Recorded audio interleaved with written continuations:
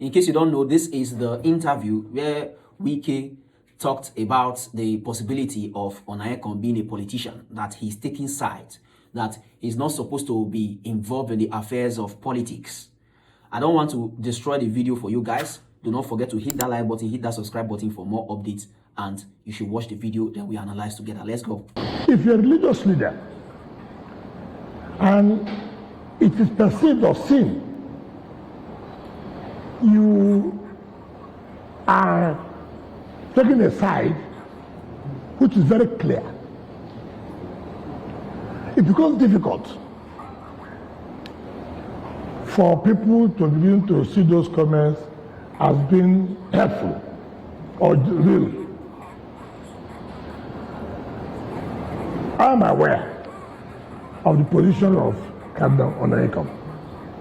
All of us know it's not hidden. His position, how? Who he supports, everybody knows that. I don't know who he supports. No, that's what I say. That's what I say. You don't every time say things are bad, things are bad. Nobody has heard you say one day government have done this well. I cannot see. The point I'm trying to make is that as a leader. But if you are saying you should commend the government in the areas that the government have done well, okay, yes, and we should criticize the government in the areas that the government hasn't done well, I agree with you. But how do you measure a good government and how do you measure a bad government? How do you measure the effectiveness or the efficiency of the government? We know that it's normal for a government to have limitations, and I'm talking about the performances of the government now. They should have some limitations and where the government also did well.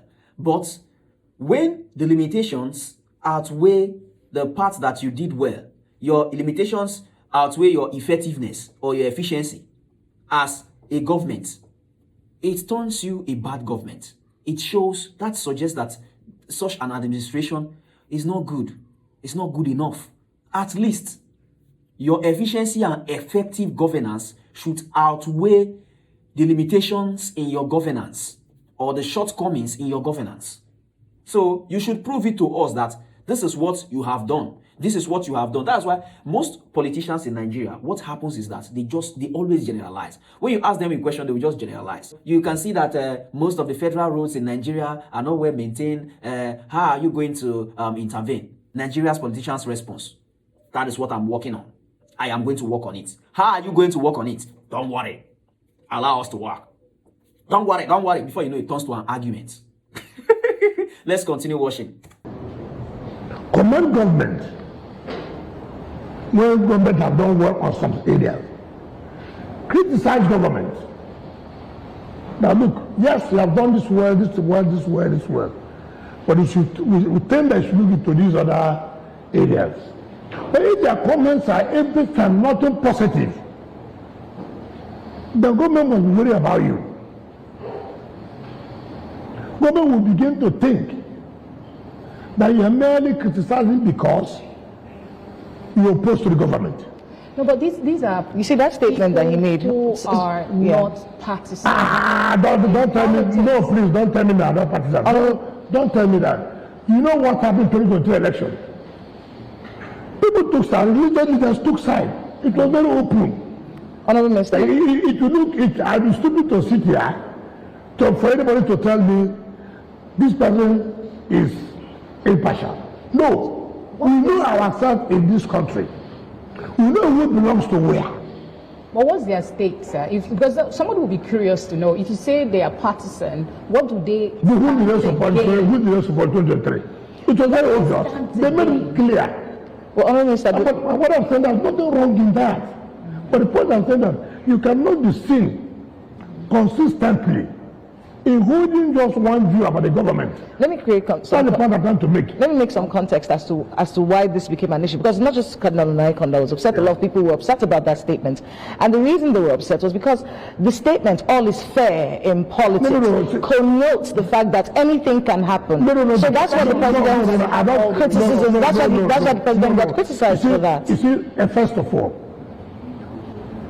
people have accused the government of trying to intimidate, of trying to weaken the opposition. People have accused the ruling party of trying to see that the opposition does not exist. Right? I think my thinking is where in politics all is my thinking. Now, what does the president mean by that? In politics, you can't consistently be criticizing a government without an ulterior motive. If you feel as a government that people are criticizing you, or people are always criticizing you, why not work on the criticism? Those things that they are criticizing, work on it, and the criticism stops. It's as simple as that. You can't control the people's mind. You can't control the people's mind. It's just as if you beat a child and the child begins to cry. And that cry is the criticism. It's crying because you beat the child. And you start telling the child that this is your cry where you cry, so you can't continue crying like this, but you continue beating the child and you expect the child not to cry. And you tell the child that you're consistently crying is a sign that you have an ulterior motive. It's a sign that you are showing aversion for me, but you are the one triggering it. You are the one beating the child. Lord Pro family here, don't forget to hit that like button, hit that subscribe button. I will see you guys same time tomorrow for the next analysis. You know that 2027 election is coming up. I'm not telling you to vote for anybody. Vote for who you know that you can trust. Use your eye to see, use your eye to analyze. Think before you vote and don't say your vote. At this point in time, I'm out of this place. No time, no time. Now cut that camera.